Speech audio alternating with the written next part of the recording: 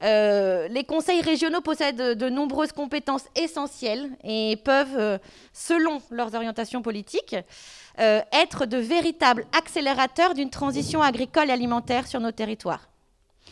Ce débat, c'est pour nous l'occasion de vous faire passer nos valeurs, nos idées d'action et vous encourager à soutenir le développement d'une agriculture citoyenne et territoriale. Pionnier depuis de nombreuses années des innovations de niche, comme souvent certains ont pu l'appeler, aujourd'hui structurent le développement agricole, comme les circuits courts, la bio, l'échange entre pairs, la résilience, système alimentaire de territoire, tout ce vocabulaire qui aujourd'hui structure le développement. Nous étions souvent pionniers en la matière. Et nous, c'est-à-dire la vingtaine d'associations qui œuvrent sur le territoire, sa quarantaine de salariés et ses milliers d'adhérents, nous serons présents dès votre élection pour participer à choisir ensemble les orientations politiques agricoles et alimentaires. Aujourd'hui, c'est aussi l'occasion d'écouter vos points de vue, de mieux découvrir vos programmes agricoles et pour vous, d'orienter le vote de milliers de bénévoles et acteurs du territoire. Alors pour ce débat, nous avons choisi de vous poser 6 questions qui ont été réfléchies en concertation avec les membres de la plateforme pour une autre PAC. Donc certains sont représentés ici. Alors on va vous faire les 6 questions. Vous aurez 2 minutes de réponse par question. Alors vous aurez le timer là-bas. On vous fait confiance pour vous auto-contrôler dans votre temps de parole. Sinon, on vous fera des petits signes. Et puis, il y aura la question qui sera aussi renotée là-bas.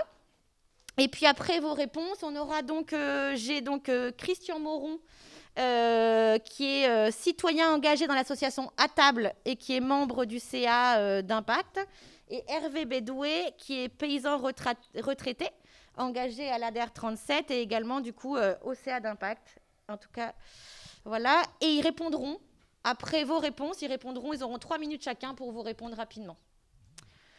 Voilà pour le cadre du débat. On excuse donc, j'imagine, Madame Carole Rousseau, qui n'est pas là.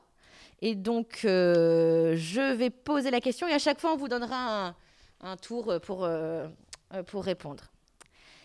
Est-ce qu'il y a des questions sur la manière de dérouler le débat? Il n'y a pas de remarques particulières? Tout va bien. J'y vais donc pour la première question. Alors, le pôle Impact est constitué de 10 structures agricoles et citoyennes, toutes reconnues comme ONVAR. ONVAR, c'est-à-dire organismes nationaux à vocation agricole et rurale. Donc, ce sont des associations ou des coopératives et elles sont reconnues par le ministère de l'Agriculture pour leur investissement dans le champ du développement agricole et rural. Notre principe d'intervention repose sur l'implication d'agriculteurs et de citoyens membres de ces réseaux dans des projets collectifs pour imaginer et proposer de nouvelles démarches, outils et méthodes de développement. Alors, nous pensons l'alimentation comme un commun et proposons de dépasser la notion de souveraineté alimentaire pour celle de démocratie alimentaire, avec une participation citoyenne pour les prises de décision concernant l'agriculture et l'alimentation. Donc, quel est votre point de vue sur l'ouverture de cette gouvernance agricole et alimentaire? Et concrètement, que proposez-vous pour la favoriser sur notre territoire régional? Quelle place pour les acteurs d'impact dans la politique agricole et alimentaire, à l'heure où 4 d'entre vous avaient signé le pacte du Comité agricole français? Et que proposez-vous pour favoriser cette alliance virtueuse entre citoyens et agriculteurs? Et je commence du coup dans l'ordre, donc c'est tiré au sort, mais donc la première personne qui pourra répondre, c'est Emmanuelle Girard pour la liste Plus fort ensemble. Okay. Merci. Merci pour cette invitation d'abord et merci pour le débat. Alors rapidement, la vision sur l'agriculture et cette démocratie alimentaire. En effet, la souveraineté alimentaire, elle avait toute son importance et on a pu le voir notamment pendant la crise Covid.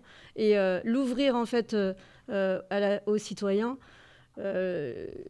du coup avec l'équipe Plus fort ensemble, un vrai objectif.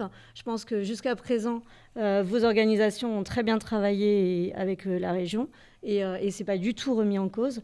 Et cette dynamique va se poursuivre, c'est clair.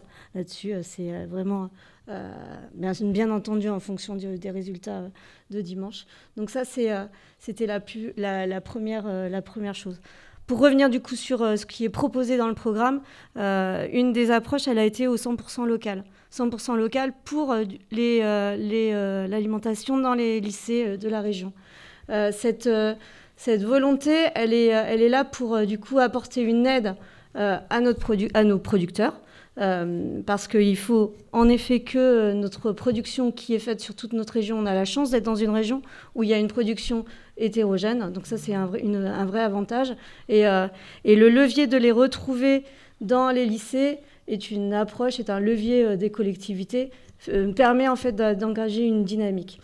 Il ne faut pas que ça s'arrête là, hein. Moi je l'ai toujours porté, l'alimentation, elle se retrouve dans les leviers des collectivités. Donc les lycées sont une approche, mais aussi elle permet aussi cette structure des filières de manière à ce qu'après, nos productions locales soient mises en valeur sur l'ensemble du territoire. Du coup, il y a l'approche avec C'est du Centre aussi qui est là et qui va se poursuivre. Voilà. Merci beaucoup. On a Benoît Faucheux pour la liste Un nouveau souffle. Ok, merci. Si ça vous dérange si j'enlève le masque pour parler. Merci. Alors, en matière de démocratie alimentaire, c'est vrai que vous commencez par nous parler du pacte qui a été proposé par le Comité agricole français. Bon, nous, notre liste, on n'a pas souhaité le signer. On est venu discuter avec... on a participé à une rencontre organisée par la FNSEA, les jeunes agriculteurs et la Chambre d'agriculture. Moi, à cette occasion-là, j'ai découvert que ce Comité agricole français... j'ai découvert l'existence du Comité agricole français. Je me suis dit, c'est comme si on prenait le Conseil régional et le Parti socialiste et Europe Écologie Les Verts, et ensemble on fait un comité qui dit voilà ce qu'on va faire, parce que c'est la Chambre d'agriculture qui est un établissement public avec des élus et 2 syndicats agricoles qui sont dans la majorité du syndicat. Bon, ils organisent leur débat, on est allé discuter avec eux. Il y avait un certain nombre de points qui ne nous convenaient pas en particulier. Enfin, d'abord, la façon dont tout ça s'est organisé, c'est-à-dire pas de débat avec les citoyens, pas de débat, donc quelque chose de très profession agricole resserré. Et puis, sur le fond, 2-3 questions, mais on pourra y revenir, ou 2-3 orientations qui ne nous convenaient pas. Alors, en matière de démocratie alimentaire, si demain, la région Centre est la première région à avoir un président écologiste de France, ce que nous pensons faire, c'est premièrement organiser des états généraux de la transition écologique de l'économie, dans lesquels on va remettre à plat les politiques économiques et les politiques agricoles de la région, avec les acteurs concernés, les acteurs économiques et évidemment les paysans et ceux qui sont impliqués dans les filières, mais aussi les citoyens, les acheteurs. Bon, bref, faire des états généraux avec l'ensemble des acteurs qui sont concernés, en mettant la question de la transition écologique et de la justice sociale au cœur des changements qu'on va chercher ensemble. Ça veut dire que les politiques agricoles de la région, les caps filières, on les retravaille à partir de cela, et que le FEADER, ce qui ne sera pas encore bouclé, là où on a encore de la marge de manœuvre, on organisera un débat beaucoup plus citoyen que ce qu'il y a eu aujourd'hui. Et puis on fera des projets alimentaires territoriaux un peu partout, ça ce sera le volet plus territorial de la démocratie citoyenne. Merci. Merci beaucoup. Vous avez entendu le bip qui vous rappellera à l'ordre à chaque fois. C'est efficace. Donc, ensuite, nous avons donc Franck Moreau pour Ensemble, le meilleur est à venir. Merci beaucoup. Donc, sur cet aspect alimentation et la prise en compte du citoyen, bien évidemment que l'équipe de Marc Fesneau est bien dans un état d'esprit justement de prendre en compte l'ensemble, je dirais, des demandes qui sont formulées autour de nous et par la société par rapport à cette alimentation. On a l'objectif, notamment sur vraiment les compétences de la région, et notamment sur l'alimentation dans les lycées, c'est bien d'atteindre justement les 100% de fourniture et d'alimentation locale au bout du mandat. Donc je vois que ça c'est quelque chose qui fait tache d'huile, tant mieux. Je pense qu'il y a une vraie nécessité, mais aussi aider les collectivités, notamment les départements, dans ces démarches-là, parce que toute la partie école, école primaire, le collège et ainsi de suite, doivent avoir aussi ces mêmes objectifs. Après, sur la vision globale, justement, et pour revenir sur cette histoire de CAF, on a aussi une volonté très claire. Je dirais qu'il y a le CAF et il y a le conseil régional. Mais au sein du conseil régional, notre objectif, c'est bien de rassembler l'ensemble des organisations qui travaillent sur le développement agricole. Très clairement, on ne va pas traiter d'un côté un certain nombre de dispositifs et de l'autre un certain nombre de dispositifs. Pour moi, la force de l'agriculture en France, c'est bien sa diversité. Et la diversité, elle ne doit pas s'opposer. Et elle ne doit pas s'opposer en termes de développement.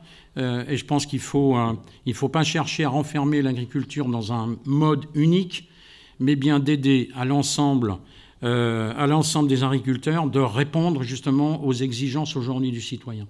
Bien sûr que la réflexion avec le citoyen est indispensable et on le vit de toute façon jour le jour et depuis un certain nombre de mois et d'années. Voilà. Pour épiloguer encore, mais on continuera à le faire après. Merci beaucoup. Donc on a pour une région qui vous protège, rappelez juste votre... Donc Michel Chassier, voilà. Écoutez, oui, moi je suis aussi depuis plusieurs années, je suis élu régional, donc les différents aspects de la politique régionale dans le domaine de l'agriculture.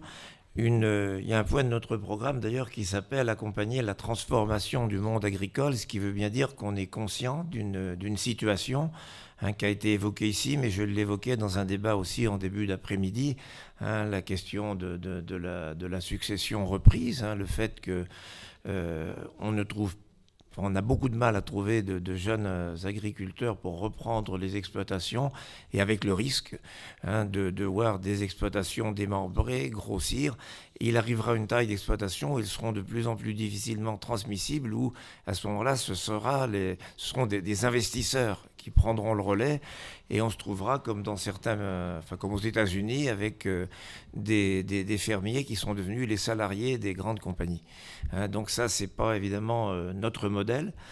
Alors accompagner cette transformation, ce que nous disons aussi, c'est qu'évidemment la transformation, certains parlent de transition, etc., elle ne se décrète pas et elle n'est pas uniforme non plus. Il y a, comme ça vient d'être dit, diverses formes d'agriculture et qui répondent à des besoins, notamment le besoin alimentaire, l'autonomie alimentaire au niveau local et même au niveau mondial, parce que le problème se pose au niveau mondial.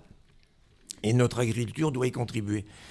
Mais cela ne s'oppose pas effectivement à d'autres formes et je crois que les initiatives locales sont intéressantes à ce sujet et intéressantes à soutenir. Alors oui, je crois que ça va être un petit peu court.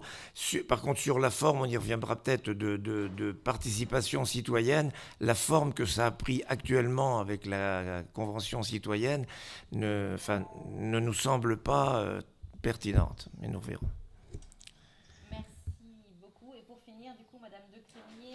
Démocratie et écologie. Démocratie écologique. D'accord. Okay. D'abord, merci beaucoup à Impact d'avoir organisé ce débat, d'avoir fait un très beau plaidoyer. Nous avons, pendant cette mandature sortante, pendant laquelle nous avons travaillé ensemble véritablement pour faire monter une politique alimentation avec toute sa force, tout son sens dans la région.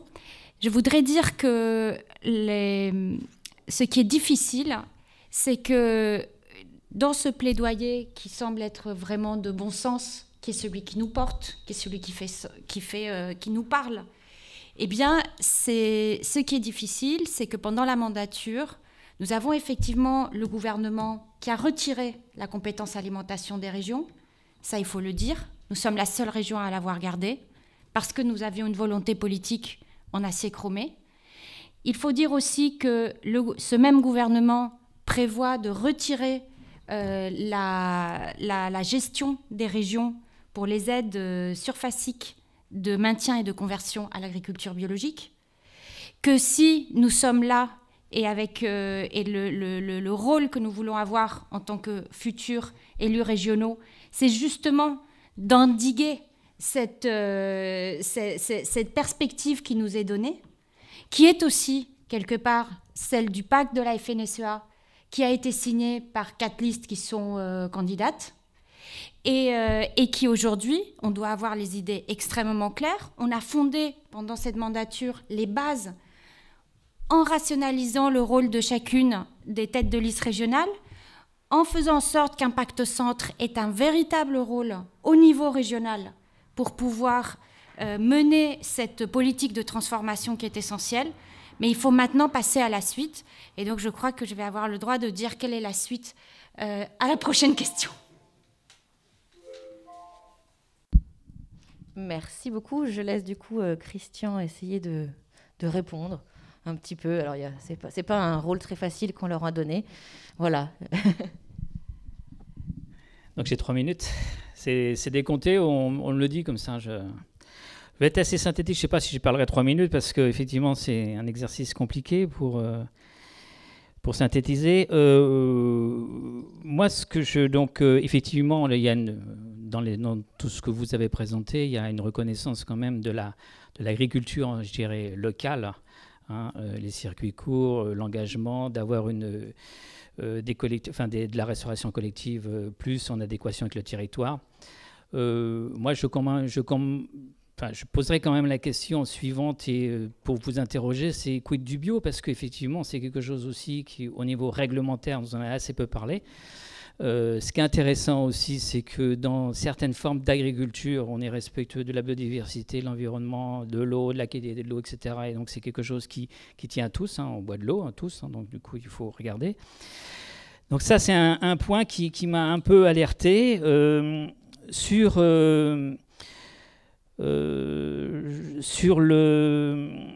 les projets et comment on retrouve un petit peu notre légitimité dans le groupe Impact Centre, enfin dans l'association Impact Centre. Il y a l'ADR qui moi je ne connais pas tous les porteurs de projets de toute la région, mais pour connaître bien l'Indre-et-Loire, en quelques années, il y a une centaine de porteurs de projets qui ont vu le jour et donc qui ont quand même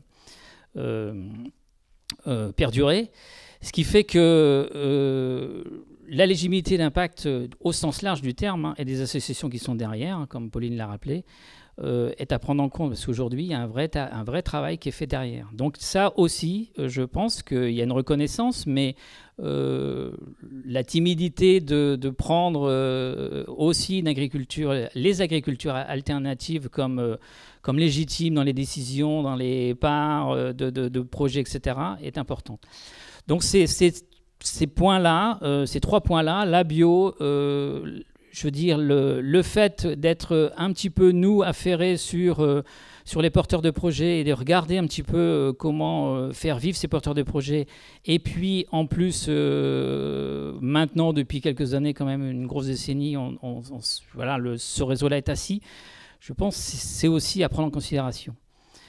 Seulement, derrière, vous avez aussi quand même beaucoup de citoyens qui se sont engagés au niveau, soit personnellement, soit en tant que consommateurs. C'est-à-dire, je pense aux AMAP, je pense aussi à des associations qui font de la réinsertion sociale et qui sont aussi dans l'agriculture et dans l'alimentation.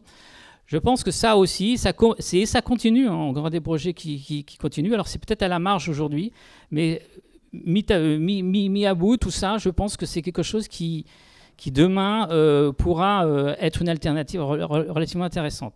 Donc voilà, je pense qu'il faudra prendre ça en considération de manière assez importante à la prochaine mandature.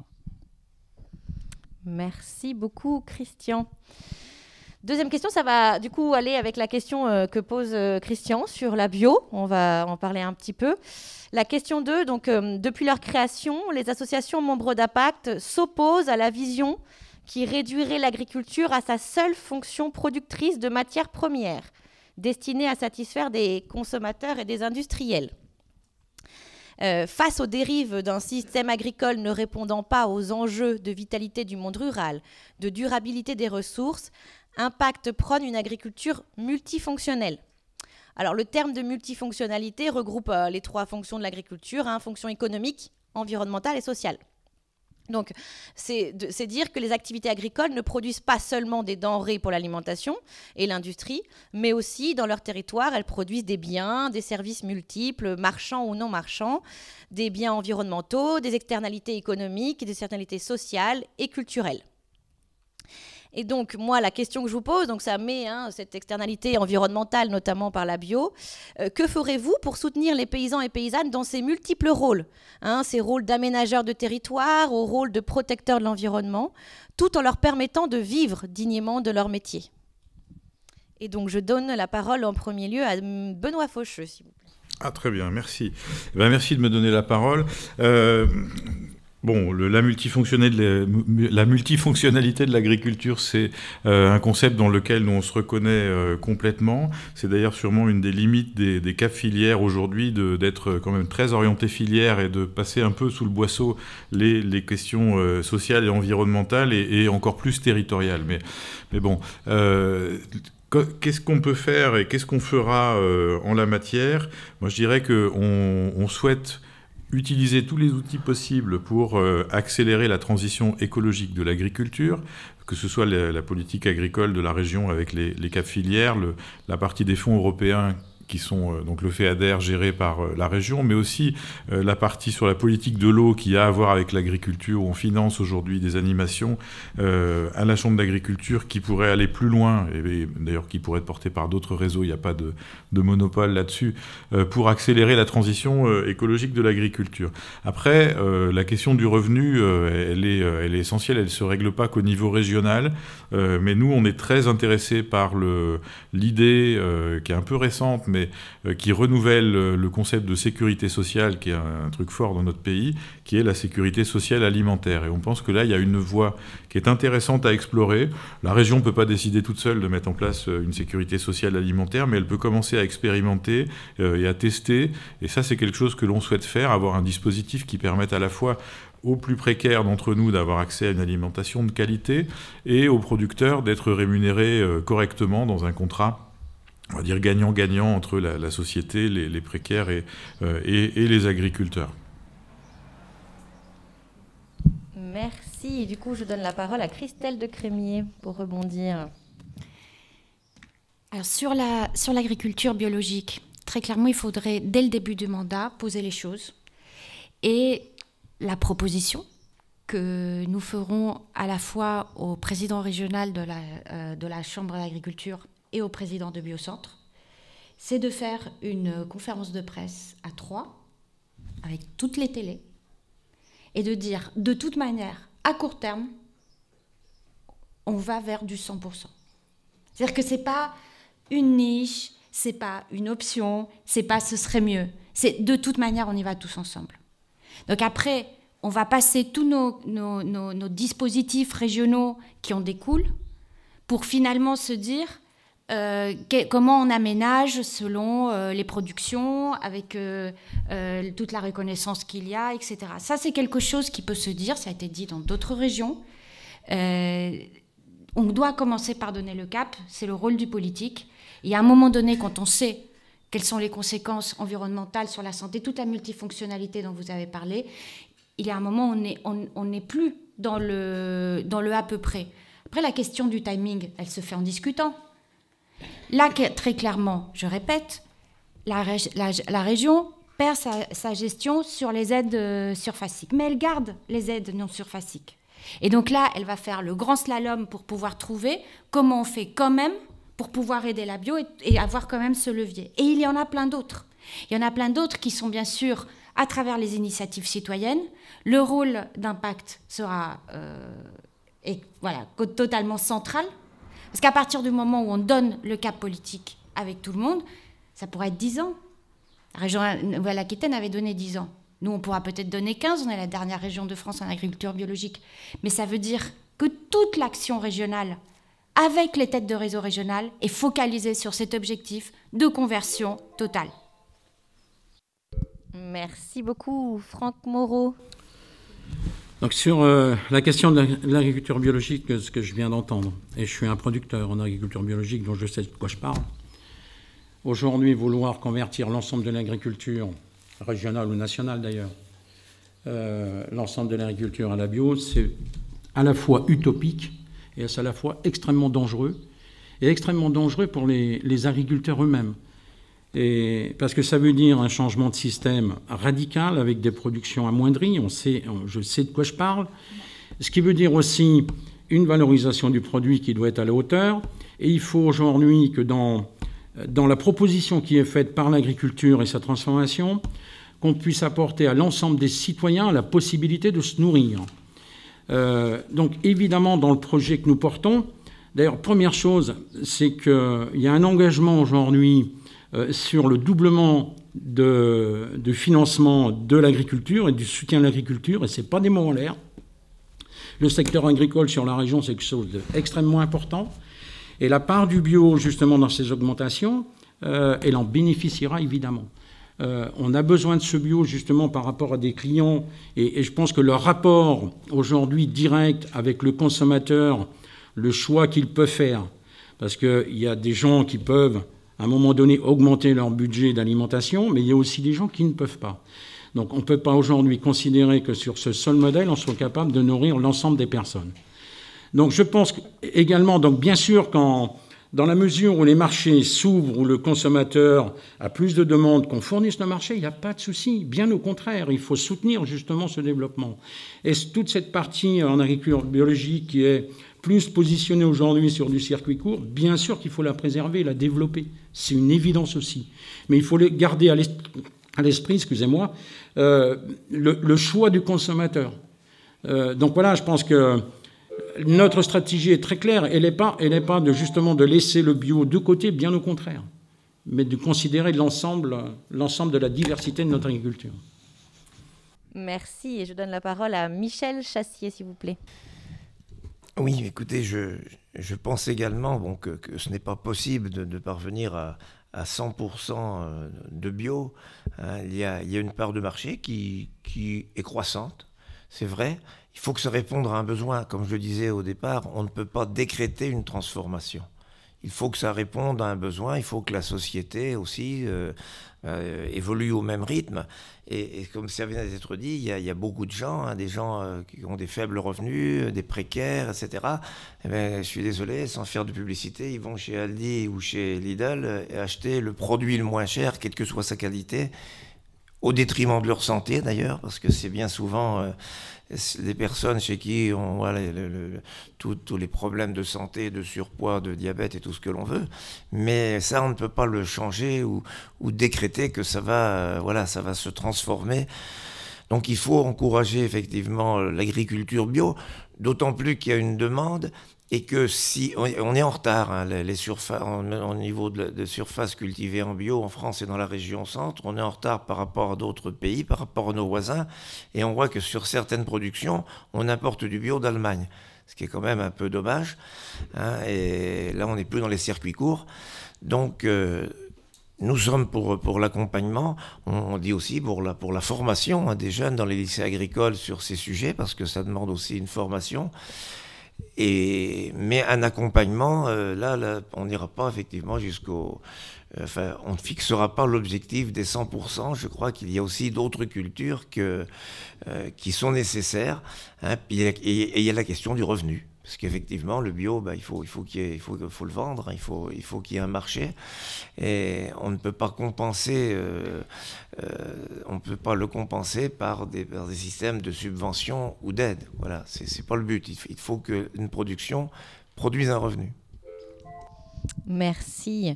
Et donc, on finit avec Temanuata Girard sur cette question. Donc, on parlait bien de bio, mais aussi de multifonctionnalité, n'oubliez pas.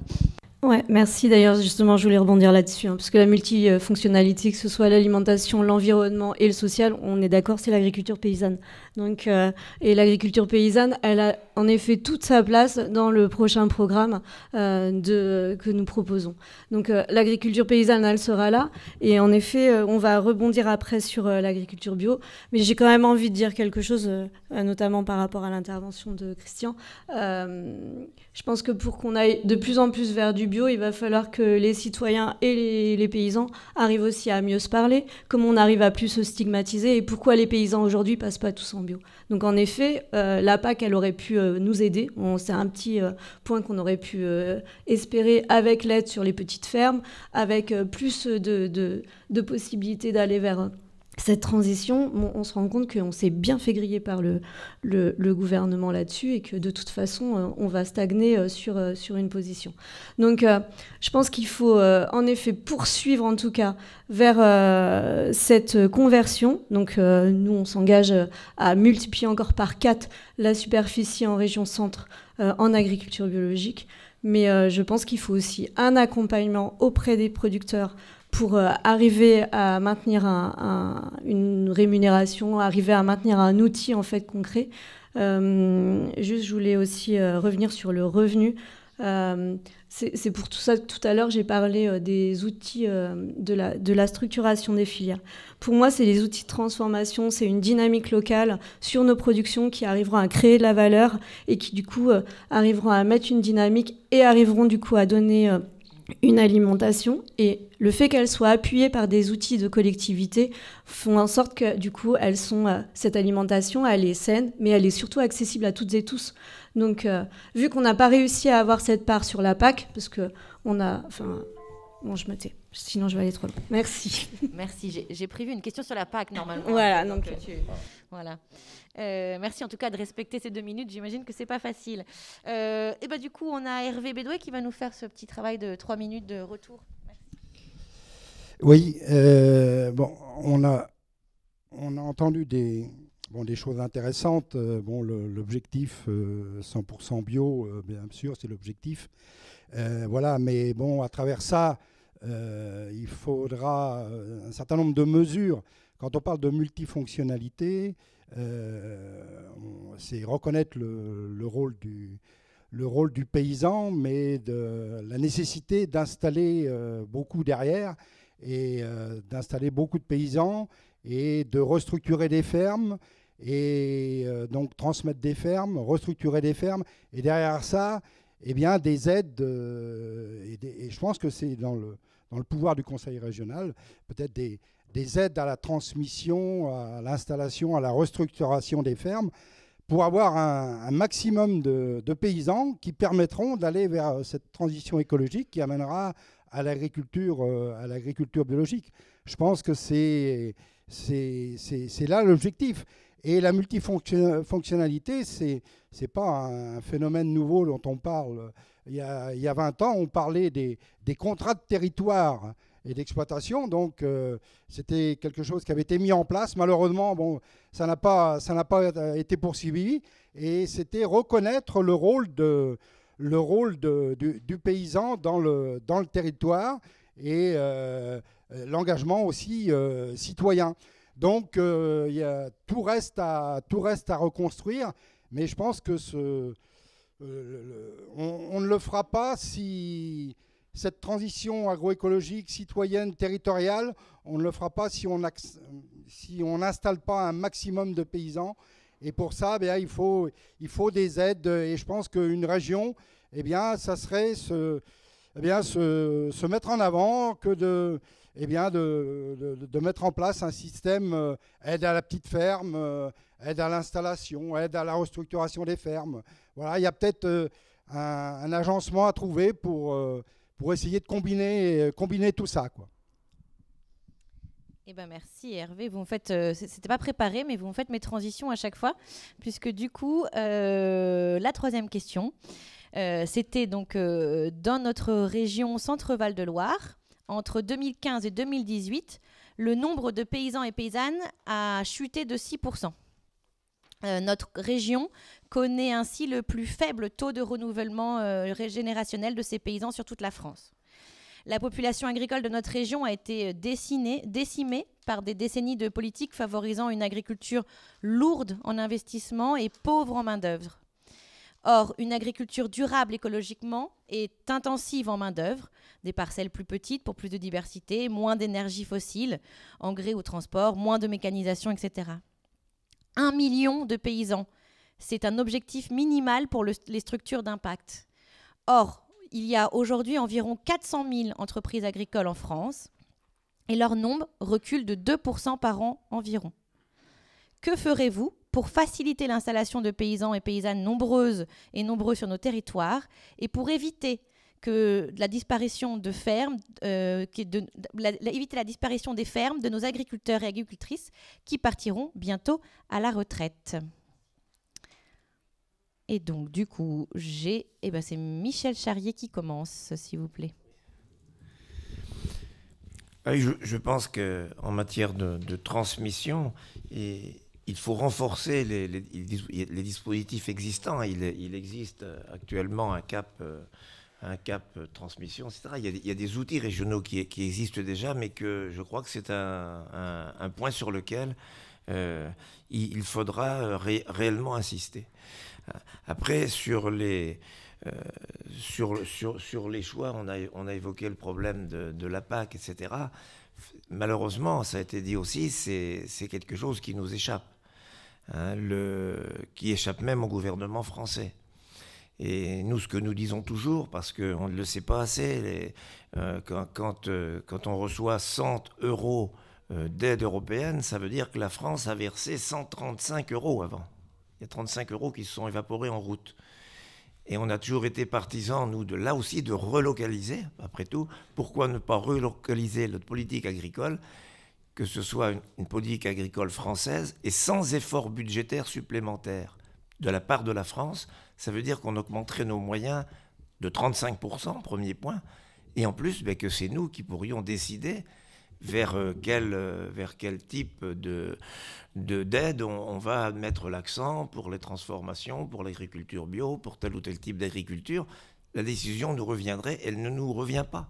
J'ai vu récemment, il y a moins de 3 semaines, lors de la dernière commission permanente, on avait un rapport sur les MAEC, la mesure agro-environnementale et climatique, 1869 pages, où bientôt on va décrire à la parcelle près à quelle date il va falloir faucher, combien de bêtes on va pouvoir mettre et à quel moment dans le pré, etc., etc., etc.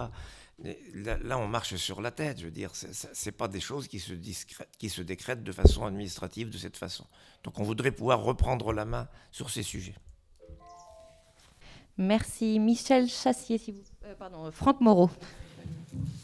Donc, sur l'aspect transmission, bien sûr qu'il faut renforcer les dispositifs. On arrive aussi dans des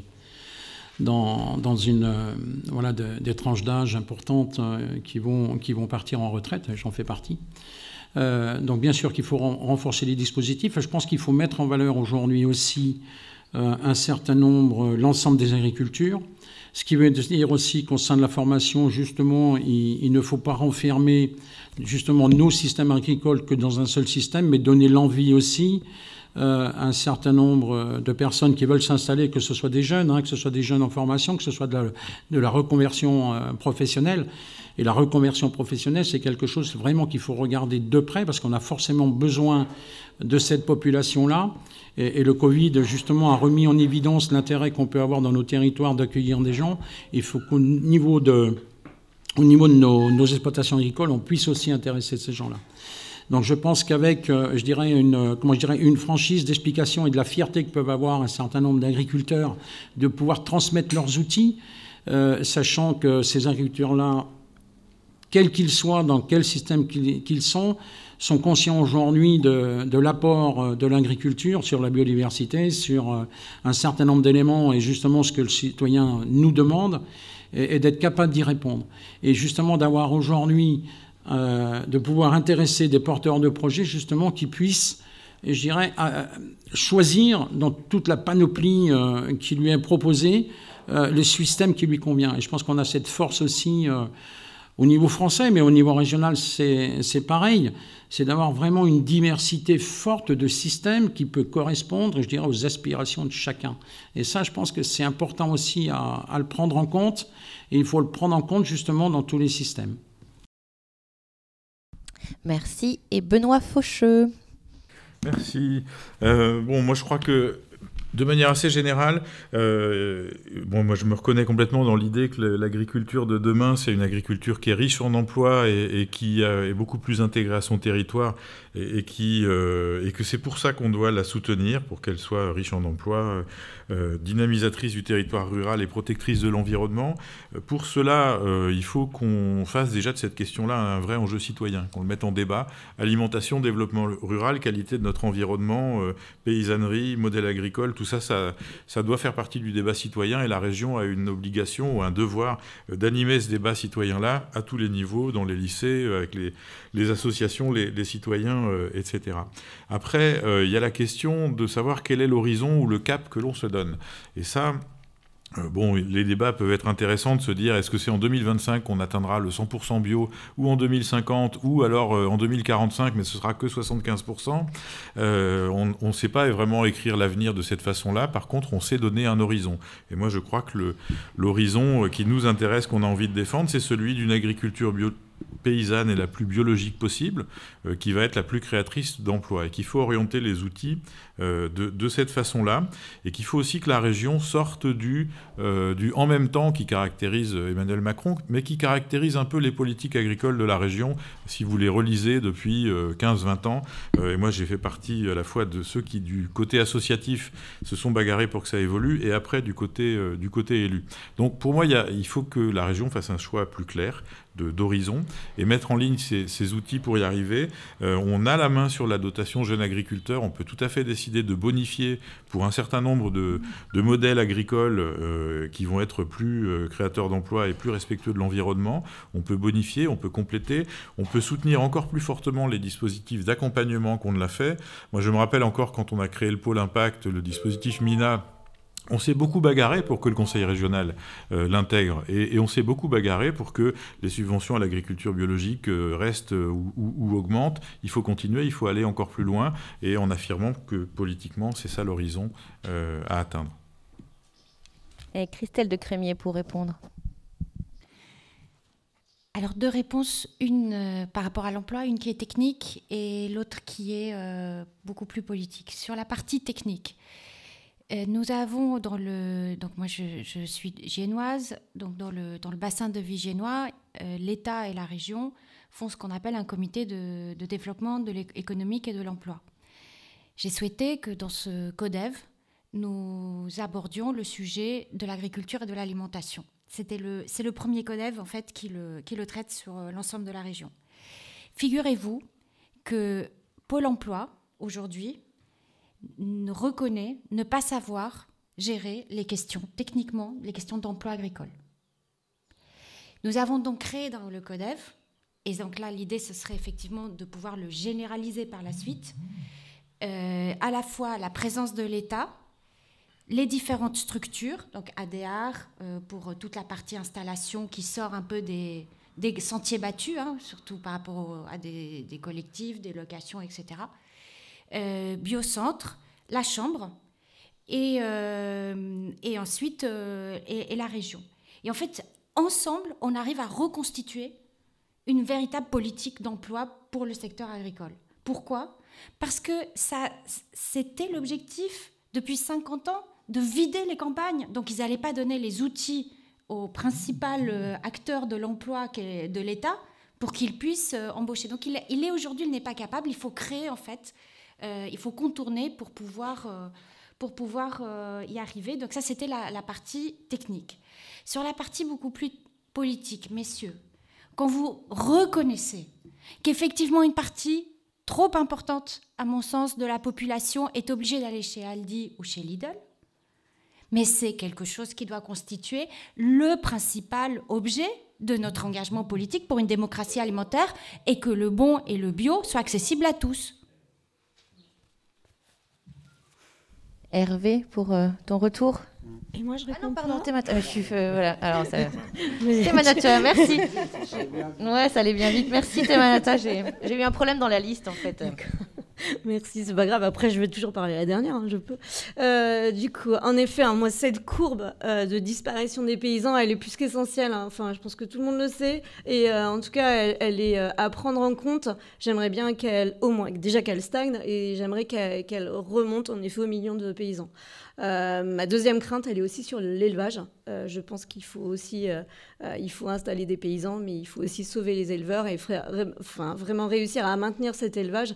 Et pour ça, je pense que les échanges de pratiques sont plus qu'essentiels. Le soutien, la SIAP, elle est là, elle existe et elle permet. Et il faut poursuivre en fait toutes ces dynamiques qui sont présentes. Je te rejoins, Hervé, sur l'appui à la transmission. Je pense qu'il faut aussi un vrai accompagnement sur les transmissions et c'est ce qui est proposé en tout cas sur Plus Fort Ensemble, c'est qu'il y a un vrai travail sur l'accompagnement à l'installation, mais aussi à la transmission et les échanges de pratiques. Enfin voilà, je ne vais pas me répéter, mais pour moi, c'est vraiment très très important. De manière à ce qu'on puisse remettre ces dynamiques sur les territoires. Après, on ne va pas parler que technique. Je pense qu'il faut aussi arriver politiquement à remettre en place les outils et le lien avec les collectivités. La région, elle peut être elle peut être pilote par rapport à ça pour remettre une dynamique, que ce soit avec les départements et avec aussi les communes. Et les communautés de communes, exactement. Donc je pense qu'il faut aussi parvenir à créer ces échanges de travail pour mettre tout le monde autour de la table et voir quels sont les besoins. On voit de plus en plus de communes proposer des terres. J'entends de plus en plus de communes dire « je veux monter en régie ma production ». Moi, j'ai plutôt envie de voir des paysans qui s'installent et je me dis que la région, elle peut être pilote par rapport à ça. Et maintenant, c'est à toi, Hervé. Merci. Oui, je reprendrai quand même, étant donné qu'on a une population maintenant de porteurs de projets hors cadre familial, et que ce sont des gens qui ont un vécu déjà qui va leur servir pour pouvoir s'installer. Moi, je pense qu'il faudrait renforcer, enfin, on pense qu'il faudrait renforcer la phase émergence, en particulier de l'idée au projet, en accompagnant mieux les nouveaux porteurs de projets. Il y a aussi un point important, favoriser l'accès au foncier. C'est quand même, s'il n'y a pas de foncier, on ne peut pas s'installer. Donc, anticiper beaucoup sur les transmissions de foncier, sur les liens, anticiper sur le stockage du foncier et le portage du foncier. Favoriser aussi l'achat citoyen. Il faut savoir qu'un certain nombre de plus en plus de citoyens s'engagent dans l'achat de foncier.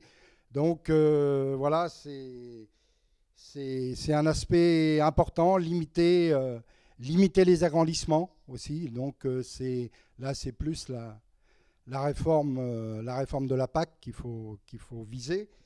Et aussi transformer la DJA, puisque maintenant, on a plus seulement que... Enfin, on a des jeunes agriculteurs, mais on a des gens qui ont plus de 40 ans, 45 ans, qui ont ce projet de s'installer en agriculture.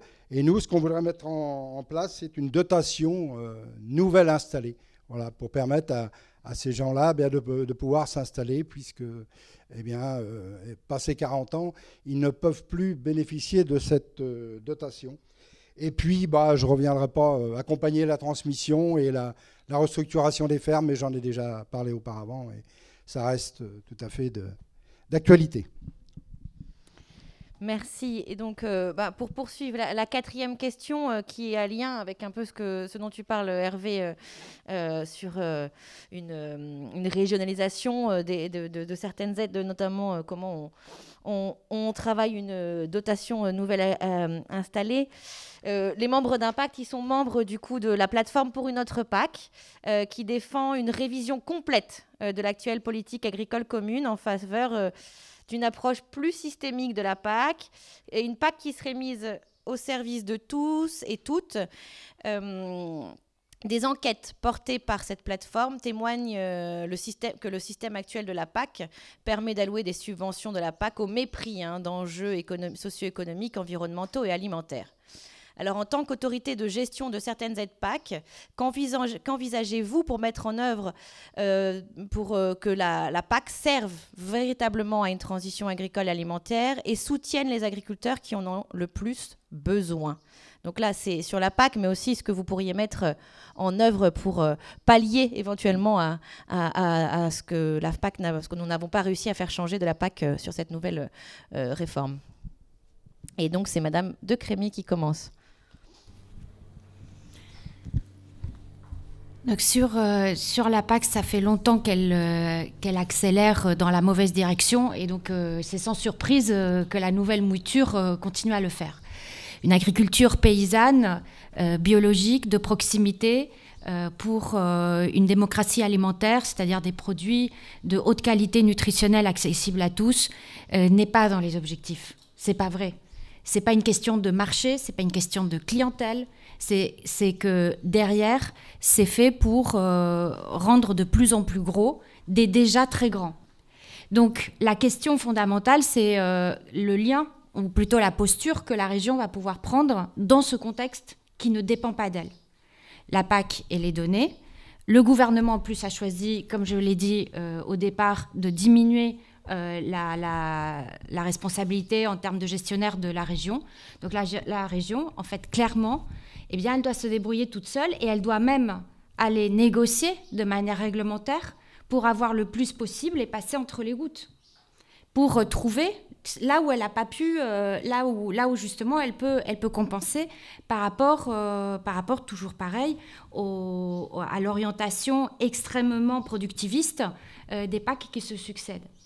Et là, on a un outil qui serait de pouvoir compter sur de la démocratie participative dans cette région, d'avoir une assemblée régionale citoyenne. Aucun citoyen, quand on lui pose la question, dit « oui, moi ce que je souhaite, c'est du steak haché à 15% de matière grasse, nourri avec des OGM et congelé. » Non, ça n'existe pas. On ne lui a juste pas demandé son avis. Et donc, quand la région va aller négocier, notamment avec le gouvernement, pour dire voilà, nous voulons utiliser dans les aides non surfaciques le plus possible de primes pour l'environnement. On n'est pas tout seul, ce n'est pas que l'institution, il y a derrière des milliers de personnes qui sont en train aussi de le demander et de l'organiser, bien sûr. Merci Témoignata. Gérard. Ouais, du coup, sur la PAC, alors en effet, il y avait quand même pas mal d'ambition au départ. C'était sur l'aide à la petite ferme, le paiement redistributif. On pensait qu'il allait quand même... On avait réussi à l'avoir à 20%. On s'est bien fait avoir. Maintenant, il est stagné à 10%, alors que c'était un soutien. Je pense que la région, en effet, elle peut apporter son soutien justement sur ce volet-là. J'ai fait exprès de parler pendant tout le débat avec le mot filière, parce que je trouve que souvent, le mot filière, il fait peur aux paysans, parce qu'on est vraiment concentré sur... on a la visibilité filière longue. Pour moi, la filière, c'est la production agricole. Et du coup, elle peut être longue ou courte, en circuit court. C'est juste comment on arrive à la structurer, comment on arrive à la mettre en action sur notre territoire, comment on arrive à faire prendre de la valeur à notre production, et comment on arrive du coup à avoir une alimentation qui soit accessible, mais qui soit surtout saine et qui fasse vivre nos paysans. Donc c'est pour ça que je reste persuadée que les caps filières sont quand même un outil qu'il faut retravailler, mais qu'il faut aussi ouvrir, et qui peuvent du coup permettre de pallier à ces aides que la PAC sur lesquelles la PAC n'a pas pu nous répondre. Ensuite, je pense qu'il faut quand même que les régions poursuivent le combat, ce bras de fer avec l'État. En effet, on a perdu beaucoup en perdant les aides surfaciques, mais je pense qu'il ne faut vraiment pas lâcher, et il faut que les régions persistent dans cette position. Plus il y aura de proximité sur la PAC, et mieux ce sera. Et même si les MAE ont été complexifiés, je pense que Enfin, je fais partie de ceux qui exigent que les contrôles, en fait, sont parfois nécessaires, parce qu'on sait que bien souvent, les contrôles et les lourdeurs administratives, elles aident quand même, du coup, à contrôler les abus, et ça permet de limiter, en fait, que cette PAC parte aux gens qui ne le méritent pas. Juste pour moi, la PAC, c'est une PAC alimentaire et agricole commune. Merci. Franck Moreau pour rebondir. Oui. Sur les aspects de la PAC, je pense qu'il faut être lucide aussi dans notre région par rapport à l'évolution qu'elle a pu donner justement dans le redéploiement et la baisse du premier pilier qui va sur ce deuxième pilier qui sont gérés par la région. La baisse du premier pilier depuis un certain nombre d'années, et notamment sur la dernière évolution de la PAC, a fait fortement diminuer les montants d'aide sur FACIC dans la région. Et malheureusement, un certain nombre d'agriculteurs dans des filières qui aujourd'hui ne sont pas forcément fortes rémunératrices pour différentes raisons, les agriculteurs instinctivement travaillent sur le coefficient multiplicateur. Et le coefficient multiplicateur, malheureusement, c'est des hectares. Et c'est un cercle vicieux. Il faut arriver à sortir de ce cercle vicieux. Et pour en sortir, je pense qu'il y a justement, la région doit se positionner très clairement dans le soutien qu'on peut apporter dans la mutation de ces exploitations-là, qui aujourd'hui évoluent. Et je pense que la bio a bien cet intérêt fort dans beaucoup de filières, c'est de démontrer un certain nombre d'éléments intéressants justement dans les pratiques. Et quand on regarde aujourd'hui dans des exploitations conventionnelles, ils arrivent aussi à des modalités qui ressemblent de plus en plus à la bio. Alors bien sûr qu'ils ne sont pas arrivés jusqu'au point de la bio pour des raisons d'organisation de filières et de demande aussi et de consommation. On a quand même dans la région aussi une vocation exportatrice qui est quand même importante. Et je pense que ça, faut aussi en tenir compte, et c'est pas, je dirais, une injure de dire qu'on peut exporter des denrées. Bien sûr qu'il faut consommer local de plus en plus, mais ça, c'est pas un mauvais mot, parce que c'est de l'économie aussi derrière. Et on ne vit pas, et les agriculteurs ne peuvent pas mettre en place des mutations s'il n'y a pas un revenu derrière. Et ça, la région, c'est bien son rôle de pouvoir l'aider, et d'aider justement toutes ces strates d'agriculteurs et de systèmes. Michel Chassier.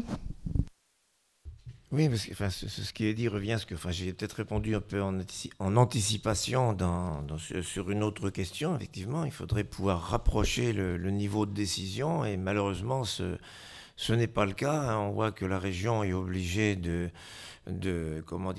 payer quelque sorte des représentants, des ambassadeurs à Bruxelles pour négocier, etc., sur l'obtention des aides. Et quand on dit que la région gère aujourd'hui les différentes aides européennes, le terme même ne semble pas adapté. La région, en fait, participe au montage des dossiers, lance les appels à projets, mais n'en définit pas le contenu. Les appels à projets, c'est extrêmement normé, très très précis. On n'en définit pas une seule ligne. Le plan de développement rural qui avait été adopté, je crois que c'était la fin de mandature précédente, je ne sais plus la date exacte, les allers-retours entre la région et Bruxelles ont été des corrections. Le document de la région était corrigé à l'encre rouge sur ce qui n'allait pas quand même. On nous prend pour les élèves. Là, il faut adopter ce qu'on veut nous imposer. C'est des échanges assez extraordinaires. Et la région donc ne participe à l'instruction, parce que l'instruction finale c'est quand même plus haut, et ce n'est même pas elle qui paye ces aides. En fait, c'est des fonds qui transitent dans le budget de la région, qu'on rattache au budget, mais on présente aussi le budget hors fonds européens, parce qu'on ne sait pas très bien si c'est dedans ou pas dedans. En réalité, c'est l'agence de services et de paiement qui règle les aides. Pour ça, d'ailleurs, qu'il y a eu un certain nombre de retards à une époque où les agriculteurs se plaignaient d'avoir 1 an et demi, 2 ans de retard dans le paiement des aides. Ce n'est même pas la région qui les liquide. Alors bon, ce qui fait que sur ce volet, il ne faut pas imaginer que la région va vraiment changer les choses. Et Benoît Faucheux sur cette question donc, de la PAC et de vos actions en tant que futur... Ouais, à venir. Sur la PAC, moi je partage l'idée que le combat n'est pas fini, que la PAC actuelle elle est très inégalitaire et néfaste pour l'environnement, qu'elle ne va pas dans le bon sens et qu'il faut tout faire pour... essayer de la faire évoluer le mieux possible. Alors une région et un président de région a un certain poids dans le système, un petit poids mais un poids existant, et moi je pense que notre façon de fonctionner, nous en alliance avec les citoyens et les paysans, ce sera d'essayer finalement d'élargir la plateforme pour une autre PAC en embarquant dans cette plateforme ou dans une autre structure les collectivités locales et en particulier les régions qui souhaiteront le faire. Moi je souhaite qu'il y ait un maximum de régions qui portent la question de l'écologie et de la justice sociale après fin juin et que ça fasse une sorte d'effet levier vis-à-vis du gouvernement et vis-à-vis de Bruxelles pour pousser les limites au maximum. Après, quand on connaît le rapport de force et ce qui est déjà engagé et ce qui est déjà décidé, on sait bien que on ne part pas d'une feuille blanche et que le rapport n'est pas en notre faveur. Et qu'à l'intérieur de ce qu'on connaît, qu'il faudra mettre en place, nous, il y a 3-4 principes qui nous semblent très importants. Le premier, c'est que déjà, on sauvegarde les budgets leaders. Alors, on n'a pas parlé de leader, mais leader, c'est tout ce qui permet de financer le développement rural. Parce que dans le deuxième pilier, dans le FEADER, il n'y a pas que des aides à l'agriculture, il y a aussi des aides au développement rural. Et nous, il nous semble très important que si on veut avoir des paysans nombreux, il faut aussi qu'ils puissent vivre dans des territoires qui sont vivants. Et pour que ces territoires soient vivants, il faut des politiques qui soutiennent la vitalité. Donc sauvegarder des budgets leaders et dans les leaders avoir une partie qui permette de soutenir les projets alimentaires territoriaux. Après, faire clairement le choix du bio et pas le choix du nouveau label, du faux label écolo HVE. Ça, il y aura des marges de manœuvre possibles et on essaiera de les saisir. Orienter les investissements qu'on subventionne uniquement vers des investissements qualitatifs. Il faut savoir quand même qu'aujourd'hui, on peut encore avoir des subventions FEADER pour des élevages industriels sans aucun signe de qualité. Ça fait 6 ans que le groupe écologiste propose que ce soit terminé, qu'on réserve les investissements aux élevages avec des signes de qualité, mais ça n'est pas encore fait. Je crois que j'ai épuisé mon temps de parole. Donc ouais, je m'arrête, c'est ça. Mais, ouais, merci beaucoup. Hervé.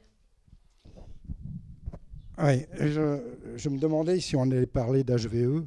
C'est venu, heureusement.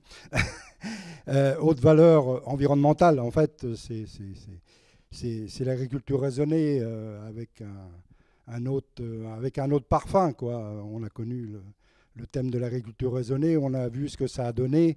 Et là, on nous représente l'HVE et ça amène de la confusion auprès du citoyen, auprès du consommateur qui n'y comprend, enfin, entre bio, HVE. Enfin, c'est très néfaste. Sachant que la région Centre, on est quand même une grande région céréalière qui se vante d'être une grande région céréalière et d'être déficitaire en protéines. Voilà. Donc, d'une certaine manière, et si l'on se projette vers une conversion totale à 100% en agriculture biologique, il faudra produire des légumineuses qui seront consommées directement par les humains et aux dépens de production de protéines qui vont engraisser des ateliers industriels de poulet, de porc et tout ça. Donc il faudra faire des choix. C'est-à-dire que dans la façon de se nourrir, privilégier l'alimentation directe à base de légumineuses et peut-être réduire notre consommation de viande. Je pense que ça passe aussi par là. Il n'est pas question de condamner l'élevage à l'herbe. Hein. Derrière ça, il n'est pas question de condamner l'élevage à l'herbe, mais plutôt des ateliers concentrationnaires où le bien-être animal n'est pas respecté, où on entasse des cochons et des poulets, et favoriser la consommation directe de légumineuses, de protéines, des pois chiches, enfin voilà. Et je pense que ça, c'est avec la convergence en parallèle vers l'agriculture biologique, je pense que ça va de pair. Hein. On ne pourra pas passer à côté. Voilà. Et puis d'une certaine manière aussi, la polyculture élevage. Je pense que tout le sud de la région centre, c'est des zones intermédiaires où autrefois il y avait de la polyculture élevage. où eh bien, malheureusement, on a abandonné la polyculture élevage. La PAC a beaucoup favorisé la céréalisation de la région centre, malheureusement. Mais je pense qu'il faut revenir à des systèmes polyculture élevage qui permettent eh bien, d'avoir des revenus suffisants, d'avoir des entreprises de transformation, d'avoir des abattoirs, des fromageries, des circuits courts, des circuits longs. Voilà, il y a de la place pour tout le monde. Merci. Il nous reste 2 questions. Je vais sur la 5e question. Donc, nos réseaux et nos actions se basent sur les principes de l'éducation populaire. Alors, non pas, comme on peut parfois l'entendre dans une vision détournée de sa définition, c'est pas éduquer le peuple, l'éducation populaire, mais bien dans sa définition historique, c'est une instruction par et avec les autres qui répond à un besoin vital de comprendre sa situation et d'agir pour la changer. Donc, la capacité de changement du modèle agricole et alimentaire viendra, à notre sens, de la capacité des agriculteurs et citoyens à reprendre en main leur futur, de redonner la capacité d'agir à nos agriculteurs et citoyens pour qu'ensemble, ils construisent les innovations de demain. La transition agricole ne se fera pas en laboratoire, ni dans la promotion d'un machinisme à outrance sur lesquels nos agriculteurs n'ont plus la maîtrise, mais bien par la réappropriation des savoirs et savoir-faire paysans et la réappropriation des filières alimentaires et des circuits de distribution. Que pensez-vous de ce positionnement et que ferez-vous pour favoriser cette valorisation des savoirs et savoir-faire paysans et cette réappropriation des filières? Et donc, c'est Franck Moreau qui commence. C'est un sujet évidemment important. Je pense que dans l'évolution des pratiques et dans, je dirais, la structuration, qu'on soit justement qu'on soit producteur bio ou autre, on a besoin à un moment donné justement d'expertise sur la manière de conduire nos exploitations.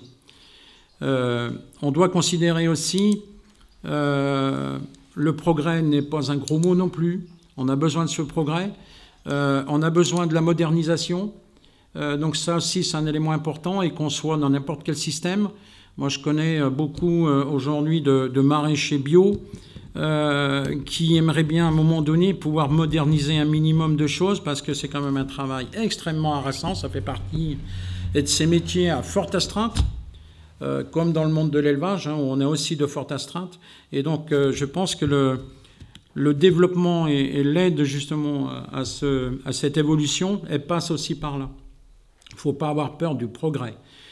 Aujourd'hui, on est sur des reniements de la science, de la recherche, et je pense que le Conseil régional travaille beaucoup justement sur la recherche-développement, et notamment la recherche fondamentale. Donc il ne faut pas oublier ces éléments-là pour pouvoir justement apporter un soutien aux agriculteurs. Il y a la question de la vivabilité dans nos métiers. Et plus on va aller justement sur des systèmes avec plus de main-d'œuvre, il y a un certain nombre de tâches qui sont quand même pas simples, et on a besoin à un moment donné de pouvoir prendre ça en compte. Rêver aujourd'hui, et ce n'est pas le choix qui sera fait de toute façon, d'avoir un système agricole qui va revenir très en arrière en ayant de la main-d'œuvre pour faire du travail manuel, ainsi de suite, il faudra trouver les gens pour le faire. C'est quand même une grande difficulté. Donc voilà, ça ne veut pas dire que ce n'est pas faisable, et que justement le travail associatif, parce que c'est un élément important, le travail associatif tel qu'on voit là aujourd'hui, c'est aussi une des pistes qui est importante. Merci. Michel Chassier, s'il vous plaît. Oui, je pense qu'effectivement, il ne faut pas avoir une vision idéaliste. C'est vrai que l'agriculture, depuis l'origine, a transformé les paysages, a fait évoluer aussi beaucoup de choses, y compris les cultures, les plantes elles-mêmes. Les céréales ne sont pas naturelles à l'origine. Et lorsque nous sommes passés de l'état de chasseurs-cueilleurs à l'état d'agriculteurs, ça a été un des grands progrès de l'humanité. C'est ce qui a d'ailleurs engendré les grandes civilisations au Moyen-Orient. Et également en Chine, mais à une chronologie un petit peu parallèle, enfin dans ces grandes régions. Et c'est par l'évolution des techniques que tout cela a pu progresser. Alors maintenant, on a peut-être atteint un stade exagérée de mécanisation du fait de l'extension des surfaces, etc., du coût de la main-d'œuvre, de cette volonté de rentabilité, etc. Je pense qu'il y a une limite. Mais en général, dans tout système, la limite s'atteint d'elle-même. Il y a un moment où ça ne fonctionne plus et on voit bien qu'il faut se réorienter et arrêter cette course toujours dans le même sens. Donc oui, retrouver, ça revient aussi à la question du revenu, retrouver des modes d'exploitation, de production qui permettent de redévelopper du revenu, de valoriser du revenu, parce que si on veut de la main-d'œuvre, il faut pouvoir valoriser sa production. C'est toujours le même problème. Et on a effectivement des difficultés à l'heure actuelle dans les productions agricoles qui demandent de la main-d'œuvre. On voit très bien la grande difficulté que l'on a à recruter. La majorité des travailleurs saisonniers aujourd'hui, y compris en Loir-et-Cher, ce sont des travailleurs qu'on est obligé d'aller recruter à l'étranger, etc. Il n'y a plus beaucoup de Français qui le font, j'en connais. Nous en avons parmi nos amis qui sont en Sologne, qui sont des salariés agricoles, mais là aussi, faut revaloriser cette profession. Thémano Attagira. Ouais, merci. Moi, il y a 2 ans, je disais souvent la seule agriculture moderne, c'est l'agriculture paysanne. Donc là-dessus, je pense que c'est mon point de vue, mais c'est en tout cas ce que je vais endiguer dans cette nouvelle équipe. En effet, je veux vraiment on n'est pas contre la modernité, en effet, on n'est pas contre la mécanisation. Je suis la première à prier tous les matins pour que ma machine à traire, elle fonctionne. Donc il faut ce savoir-faire et il faut cette mécanisation, en effet. Par contre, on est d'accord que le savoir-faire paysan, il a toute son importance. Et c'est pour ça que tout à l'heure, je vous ai parlé de filière. Je ne m'attendais pas à cette question, mais c'est pour ça qu'il faut vraiment que le monde paysan se réapproprie ces filières, parce que on en a besoin pour créer de la valeur, on en a besoin pour dynamiser notre métier. Et il y a un point que je défends tous les matins aussi, c'est qu'il est plus facile aujourd'hui d'avoir des aides pour acheter un robot de traite plutôt que pour embaucher. Et je pense que c'est par là qu'il faut aller. Je pense que c'est plutôt vers ça qu'il faut les aides à l'emploi, on en a besoin, on ne peut pas se voiler la face, notre métier, c'est le plus beau métier du monde, mais c'est aussi le plus dur.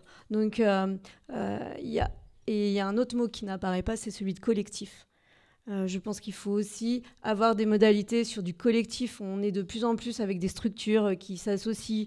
Nous, sur notre ferme, on a chacun nos ateliers. Comment on arrive du coup à dynamiser en fait ces collectifs, et comment on arrive aussi surtout à retirer le meilleur, parce qu'on a tous envie de prendre un week-end de temps en temps, on a tous envie de s'occuper de nos enfants, mais on a aussi tous envie d'être paysans.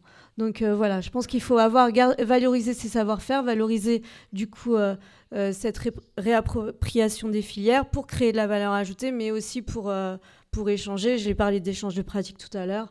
Je pense que tous ces outils qui sont déjà présents doivent se poursuivre. Et Christelle de Crébier.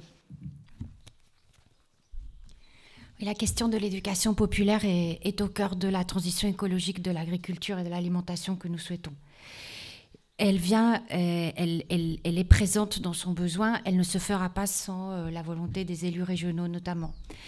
Elle concerne, là aujourd'hui, l'agriculture et l'alimentation, elle concerne tous les aspects de l'économie, et y compris bien évidemment en premier lieu ceux de l'artisanat, et je le dis pour tous les agriculteurs qui sont aussi artisans transformateurs, et dans tout le domaine de la transformation alimentaire.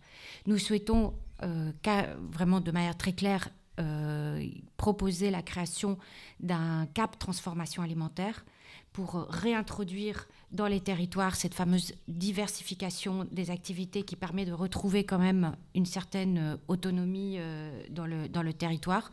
Ça va passer forcément par de la formation. Donc là, on a plusieurs cordes à notre arc. La première, c'est celle de la formation professionnelle. La deuxième, comme je vous l'ai dit au départ, c'était celle d'Ecodev, qui va derrière susciter, bien sûr, transmission, installation pour les nouveaux. La formation aussi pour les exploitants actuels dans leur conversion. C'est un monde quand on se convertit. C'est un monde nouveau, avec des nouvelles techniques, une nouvelle manière d'aborder en fait ce qui avant semblait juste passer par une facture et acheter acheter finalement le service ou le produit chimique qui allait résoudre les choses. On a une autre corde à notre arc extrêmement importante, c'est celle des réseaux de savoir. Il y a quelques expériences dans la région qui sont magnifiques. Le Grain Centre, on est vraiment très actif, mais il faudrait en fait, la région elle a ce rôle-là de généraliser, d'aider en fait à ce qu'une très belle initiative qui est due au talent, à la rencontre, à quelque chose de magique qui se forme parfois, et bien de permettre quand cette magie n'arrive pas qu'elle puisse se reproduire, et donc effectivement de le concentrer sur les savoir-faire et le sens dans une agriculture paysanne bio et relocalisée. Merci. Et pour finir, de nouveau, Benoît Faucheux. Merci. Moi, je crois que la question qui est... Enfin, comment j'entends la question qui est posée, je me dis on est face à plusieurs défis qui ont été bien mis sur la table. Le défi du renouvellement, le défi de l'emploi, le défi de la transition écologique, le défi du revenu paysan, le défi du lien entre les paysans et le reste de la société. Et ben pour répondre à ces défis-là, il faut inventer des nouvelles façons de faire, il faut inventer des nouvelles connaissances. Certains peuvent appeler ça la modernité, d'autres la recherche, mais en tout cas, il faut qu'on arrive à inventer des nouvelles façons de faire et des nouvelles connaissances. Et pour ça, moi, je suis assez persuadé qu'il faut sortir des sentiers battus de la recherche un peu classique et plutôt travailler en mode recherche-action et recherche collaborative avec les principaux concernés. Le réseau Semences Paysannes, par exemple, il a donné des résultats très intéressants, mais on peut tout à fait essayer de généraliser ça avec des modalités de travail entre chercheurs, paysans et organisations professionnelles agricoles, acteurs économiques, citoyens, sur des questions comme le développement de l'agroécologie, utiliser les fonctionnements du vivant pour mieux produire en agriculture, sur des questions organisationnelles, collaboratives dont tu parlais, Emmanuata, qui sont un peu l'angle mort dans la recherche agricole, sur la question du lien avec les territoires, sur la question de la commercialisation et de la valeur, parce que c'est pas un gros mot, filière ou chaîne de valeur, comme si on traduit l'expression anglaise. La question, c'est comment on fait que cette chaîne de valeur-là, elle soit rémunératrice pour les paysans et puis pas destructrice de l'environnement et des territoires dans lesquels on vit, et que ce soit dans des filières longues ou courtes, il y a des stratégies qui fonctionnent plus ou moins bien. Donc moi, je pense que du côté de la recherche, il y a un gros travail à faire de réorientation de la politique recherche de la région. On a financé pas mal de trucs qui étaient censés être très modernes sur agriculture et numérique pour mettre un tout petit peu moins d'engrais là où... etc., mais sans travailler sur les systèmes de production, vraiment juste sur le côté numérique. Moi, je pense qu'il faut sortir de ça et avoir une approche plus globale de cela, et puis beaucoup soutenir et beaucoup travailler avec les groupements de développement agricole, les CIVAM et tous les groupes de paysans qui sont là où on peut inventer. Merci. Christian, pour un retour. Challenge. Alors c'est un domaine qui, la valorisation de l'existant, qui est quand même quelque chose d'important. Moi, je ne suis pas du tout issu du monde agricole, mais je m'intéresse depuis quand même une décennie à ce modèle-là. Et plus pertinemment, le modèle alternatif, on voit quand même, enfin, on entend quand même sur tous les médias, on a entendu là aujourd'hui, qu'effectivement, il faut du progrès, il faut des choses. Bon, il n'y a pas de contestation là-dessus. Mais à quel niveau et comment? Il y a des modèles agricoles qui fonctionnent très très bien aujourd'hui. Il y a des agricultures qui sont plus à la pointe, comme l'agriculture bio, l'agriculture paysanne, etc., et qui fonctionnent. Les gens vivent. Et ils ne sont pas à la rue, ils ne mendient pas. Et donc du coup, c'est des choses qui fonctionnent plus ou moins bien, mais fonctionnent. Et donc il y a quand même un regard à regarder. Le côté collectif aussi est quelque chose d'extrêmement important. On voit aujourd'hui qu'il y a des coopératives qui sont montées, agricoles, et qui valorisent vraiment leur temps et leur fonctionnement. Il y a des coopératives qui arrivent maintenant à chaque salarié à se tirer 3 à 4 semaines de congés par an dans le monde agricole. Donc du coup, c'est des choses qui fonctionnent et ils ne sont pas non plus, pauvres et à la rue à mendier. Voilà. Donc, tout ça pour dire quand même qu'il y a quand même des choses à apprendre dans le monde agricole aujourd'hui. Il y a pas mal d'emplois. Alors, il y a quelques pistes qu'on a entendues là, intéressantes, mais c'est vraiment comment on l'intègre maintenant dans les politiques d'éducation. des politiques, je veux dire, de professionnalisation. Comment on met ça en place pour vraiment dire des pratiques qui existent sur un territoire, on peut les mettre en place aussi dans ce même territoire ou à côté. Voilà. Il y a quand même énormément de structures qui sont montées, énormément de monde agricole et d'exploitation agricole et de transformation qui sont montées pour dire aujourd'hui on a quand même pignon sur rue. Non, alors il y a des filières qui sont plus avantagées que d'autres dans ces domaines-là, mais quand même il y a quelque chose à prendre. Donc moi je dis attention de prospecter, de regarder, d'analyser. Il y a des choses qui existent qu'on peut peut-être mettre en place rapidement. Et donc il ne faut pas attendre 10 ou 15 ans ou une mandature pour dire on a fait une expertise et puis on regarde ce qu'on passe ou on attend la recherche. Donc voilà, et peut-être qu'il y a des choses à faire en parallèle, mais il y a des choses qui existent aujourd'hui et qui fonctionnent. Des structures qui fonctionnent, économiquement qui fonctionnent, avec des agricultures différentes, moins gourmandes en eau, plus résilientes, etc. Et donc, voilà, allons voir, regardons, mettons des vraies structures alternatives agricoles en place pour regarder comment ça fonctionne, des recherches un peu de terrain. Voilà, c'est ce que je voulais dire. Merci Christian. On arrive à donc la dernière question de ce débat. On sort un peu du monde agricole parce que ici on est des associations. La plupart, on a dans le réseau Impact une coopérative. Mais donc nos associations, c'est aussi plus de 40 salariés associatifs, donc qui œuvrent au jour le jour sur les territoires pour accélérer cette transition. Alors, les associations, c'est 10% de l'emploi en France. C'est le laboratoire permanent de l'innovation sociale. C'est des lieux d'appropriation et de transmission des valeurs citoyennes et d'engagement politique. Alors, 50% des associations sont fédérées. Et le rôle de ces fédérations régionales comme Impact, comme Impact ou l'Art des Arts, qui portent des actions support, transversales et parfois peu valorisées et peu soutenues par les pouvoirs publics. Et pourtant, en tout cas, on considère qu'on constitue un rôle primordial de représentation et de structuration pour un maillage territorial fort. Un mariage aussi, voilà. Que ferez-vous pour soutenir et développer ces emplois associatifs en région, et notamment, mais pas que, bien sûr, ceux des structures fédératrices ? Et donc, je ne sais plus dans quel ordre, parce que à chaque fois, il n'y a plus d'ordre. On y va avec... qui c'est qui a commencé derrière ? C'était déjà monsieur. Ouais, mais ça change à chaque fois. Elle était Manuata Gérard. Bon, aujourd'hui, je vais parler de Capasso. Moi, je n'étais pas à la région jusque-là, mais je sais que Capasso a très bien fonctionné et du coup, il va continuer. Donc déjà, ça va être ce premier point qui va perdurer. En effet, comment développer ces emplois associatifs ? On se rend compte à travers ces associations que le fonctionnement est un vrai frein, mais du coup, il y avait quand même...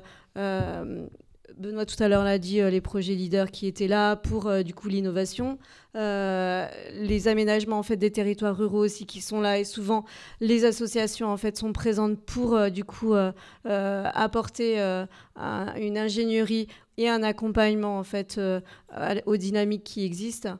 Donc je vais pas m'étendre longuement là-dessus, juste dire que de toute façon l'équipe Plus Fort Ensemble continuera le soutien qu'elle apporte déjà aujourd'hui aux emplois associatifs et à la promotion. Et vous pouvez profiter. De la dernière minute si vous voulez pour conclure. D'accord. Ouais, du coup, l'enchaînement. C'est pas du coup une grande spécialité pour moi de remercier, ça j'aime bien dire merci. En tout cas, merci pour cette invitation, merci d'avoir permis aujourd'hui de parler d'agriculture paysanne. Ça me fait toujours du bien d'en parler. Je reste persuadée que la région a quand même été présente très activement pour tous les projets qui ont été menés, qui ont été portés depuis sur cette mandature. Je ne dis pas qu'elle a toujours répondu en haut super bien, mais je pense qu'elle a quand même été présente et qu'elle a accompagné, que ce soit sur l'alimentation, que ce soit sur du coup la SIAP notamment. Je ne vais pas parler d'un congrès aussi, mais voilà. Donc, je pense qu'il faut, j'ai juste envie de vous dire, il faudrait qu'on arrive à poursuivre ces moments. Merci. Et du coup, on a Christelle de Crémier pour poursuivre donc, sur le modèle associatif et puis profitez-en pour conclure. Oui, le modèle associatif est au cœur du projet que nous proposons parce qu'on est dans une activité économique à but non lucratif. Le développement de l'économie sociale et solidaire, la conversion de l'économie dite conventionnelle de plus en plus vers l'ESS est nécessaire en fait pour réussir cette relocalisation. Elle est nécessaire pour réussir la transition écologique dans l'agriculture, mais aussi dans les autres secteurs de l'économie. Et donc oui, avec les associations, bien sûr, on va maintenir Capasso, augmenter le budget de 30%. On ne peut pas prétendre vouloir véritablement agrandir faire dépasser le plafond de verre des 10%, 10-12% de l'économie sociale et solidaire si derrière on n'assume pas ce que ça veut dire. Et surtout, parce que ces associations et cette économie sociale et solidaire, c'est celle qui permet d'innover dans l'emploi et à la fois l'accès au foncier dans des formes comme des SIC et des SCOP qui permettent justement de sortir du couloir trop étroit du productivisme et de la rentabilité qui de toute manière ne permettent pas de pouvoir sortir d'une niche quand on est dans le bio et l'agriculture paysanne. Sur un dernier mot, c'est qu'on est arrivé à cette situation dans notre société parce qu'il y a finalement une déconnexion qui est trop importante entre les élus et les citoyens, qu'ils soient notamment paysans, agriculteurs, consommateurs. Cette déconnexion a fait que finalement on se retrouve dans une situation où un nombre trop important de nos concitoyens sont quelque part obligés d'avoir juste accès à de la malbouffe. Ça, ce n'est pas acceptable dans notre société. Ça doit nous interpeller. Nous, ça nous mobilise. Et nous souhaitons en fait combattre cela avec toute la force de ce que la responsabilité et les compétences d'une région en France peut faire. Merci. Merci Benoît Faucheux. Merci. Alors, la question sur l'emploi associatif, pour moi, il y a deux questions dans votre question. La première, c'est qu'est-ce qu'on va faire pour soutenir l'emploi associatif en général. Et là, moi, je fais le même constat. Le Capasso est un bon dispositif, mais il faut qu'on arrive à le faire sortir de son petit problème de départ, qui est qu'on avait calqué ça sur les emplois jeunes en disant, vous avez 5 ans pour développer une nouvelle activité. Au bout de 5 ans, hop là, elle sera équilibrée et il n'y aura plus besoin d'argent public. Moi, je crois que dans tous ces emplois associatifs, il y en a beaucoup qui relèvent d'une forme de service public, qui est organisée avec les associations, mais en tout cas qui relèvent d'un service au public qui est nécessaire et qui ne sera jamais rentable. Donc il faut mieux l'assumer, dire bah oui, il y a une partie des Capasso qui seront pas, qu'il faut financer, ou alors ça s'arrêtera. Bon, je sais pas, par exemple un animateur de club sportif, qu'est-ce que vous voulez développer comme recette supplémentaire? On peut en faire un peu, mais globalement il y a besoin d'argent public. Si c'est pas la région qui le met, qui est-ce qui le mettra? Donc ça, ce serait ma réponse générale. Donc conforter le Capasso et sortir une partie des emplois associatifs de l'idée que ça ne dure qu'un temps, parce que ça n'est pas, enfin la réalité nous montre que c'est pas ça. Puis après il y a la deuxième partie de la question, c'est vos têtes de réseau et ce qu'on peut appeler ce qu'on appelle d'ailleurs, parce que ça s'appelle comme ça, le pôle impact, et ceux qui tournent autour, qui accompagnent une transition écologique et sociale, un certain modèle agricole. Moi, je crois que là-dessus, on a plutôt besoin d'avoir un système de convention qui sécurise et qui pérennise, qui donne des objectifs de moyen et de long terme, et que le cadre du Capasso n'est pas super adapté pour le faire. Ça a été quelque chose d'intéressant parce que ça a permis à vos structures d'embaucher et de gagner en capacité d'action. Et sans capacité d'action, sans capacité d'ingénierie, on ne peut pas mobiliser des budgets pour monter des leaders, des machins. Bon, quelque part, ça a mis le pied à l'étrier. Mais moi, je pense que demain, il faut passer à un stade un peu plus mature, c'est-à-dire il y a un objectif qui est partagé et des conventions d'application qui sécurisent le tout. Merci. Et du coup, j'ai Michel Charrier. Oui, c'est pas grave. Oui. Écoutez, c'est un débat que nous avons eu, je crois, tout au long de la mandature, notamment sur Capasso. Pour nous, l'emploi associatif n'est pas une fin en soi. Ce n'est pas les associations qu'on aide.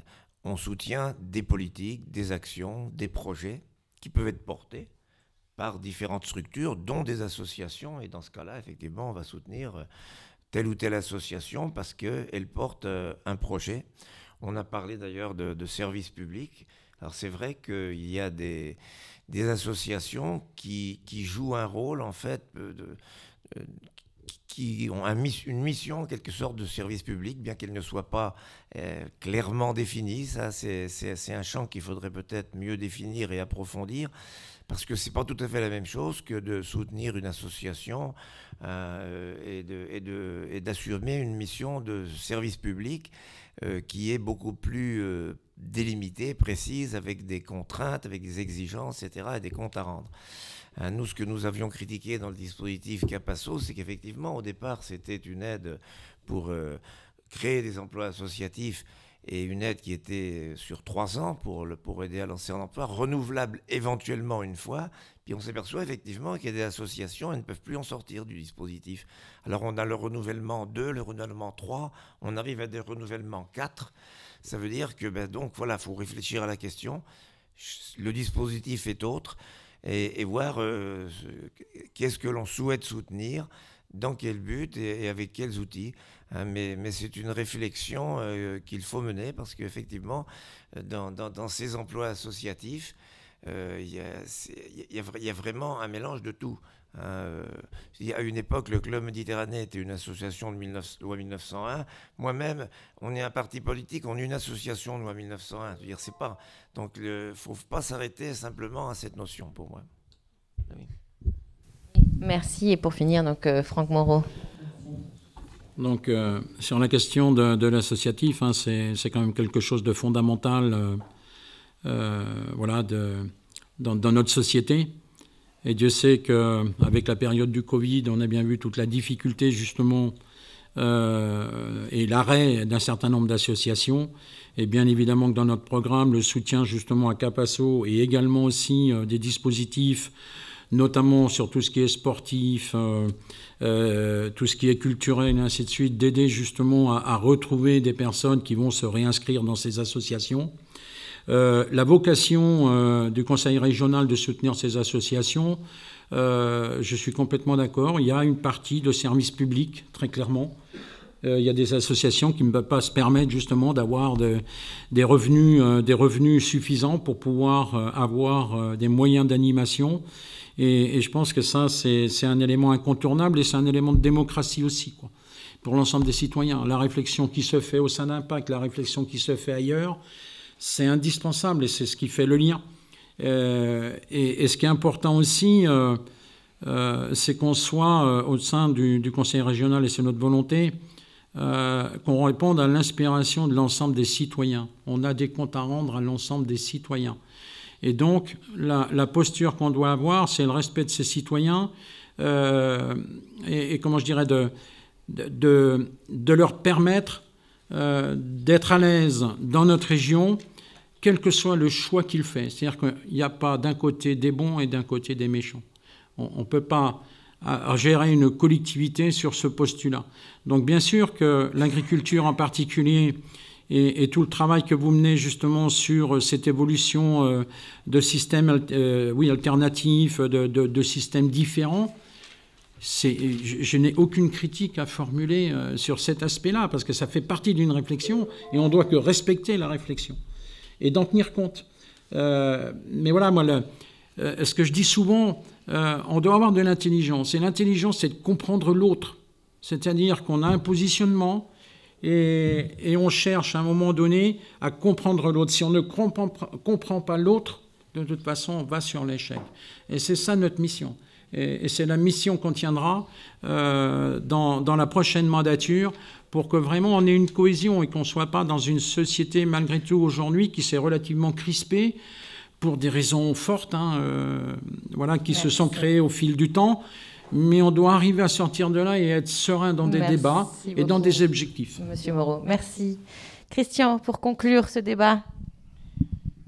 Alors, donc j'ai 3 minutes, moi je suis un peu plus...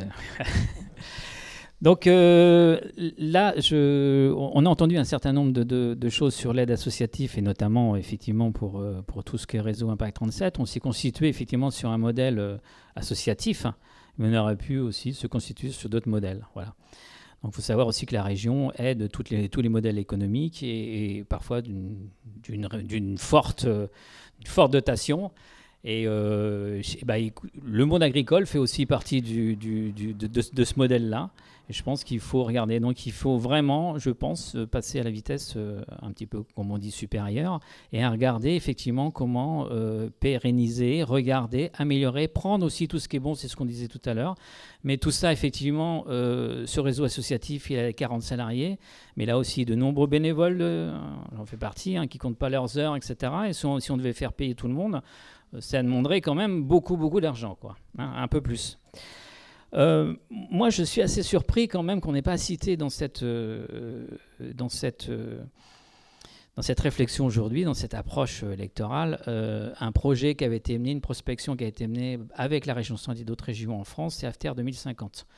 AFTER 2050, c'est une prospection qui a été faite il y a 5-6 ans, au début de la dernière mandature, je crois, et qui sert vraiment de modèle de regarder comment en France on peut passer à 50% de bio sur le territoire, tout en gardant des exportations, tout en gardant un certain nombre de choses. Moi, les conclusions sont assez intéressantes. Et on voit que ce qu'on a parlé ce soir, c'est aussi ce modèle-là qui a été déjà constitué. Je pense qu'il y a à regarder, c'est la région à participer, payer aussi. C'est un truc intéressant. On pourrait s'appuyer là-dessus. Voilà, moi, je pense qu'effectivement, il y a des choses qui ont déjà été faites. Il n'y a pas forcément besoin de les refaire. Il y a peut-être à adapter, regarder par rapport au moment où on vit, dans la société où on vit. Le monde associatif, pour parler un peu plus large, la société a besoin du monde associatif parce qu'en France, c'est quand même une part relativement assez importante sur l'aide à la personne, sur l'aide à la culture associative, mais aussi dans le monde agricole et partout dans la région centre, en région centre, mais aussi en France. Quand on se déplace, moi en tant que citoyen un petit peu engagé, je vais toujours regarder là où est-ce qu'il y a des choses qui ressemblent par rapport là où je vis, etc. Et on en trouve énormément quand même. Donc c'est pas très médiatisé, c'est pas très valorisé. C'est souvent étouffé par les aides qu'on a, comme la PAC, etc., où on se bat pour développer, mais ces choses-là existent. Donc je pense qu'on a besoin de regarder un modèle aussi de soutien alternatif, plus pérenne, pour pouvoir continuer à vivre ensemble demain. Je pense que le vivre ensemble, le fait de prendre part de toute la population est quelque chose d'intéressant. Voilà. Moi, je suis toujours du côté des minorités parce que c'est ceux qui sont toujours le plus inventifs. Dès que ça devient majoritaire, on est majoritaire, donc on lance des choses et on évolue beaucoup moins. Donc il y a tout le monde à prendre en considération et je pense que c'est quelque chose qu'il faut prendre dans cette région.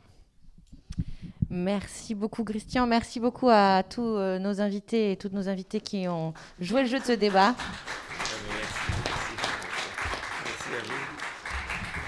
Et on vous propose d'un petit verre de l'amitié avec des bières locales et du fromage local et bio, je crois. Donc voilà, allez-y.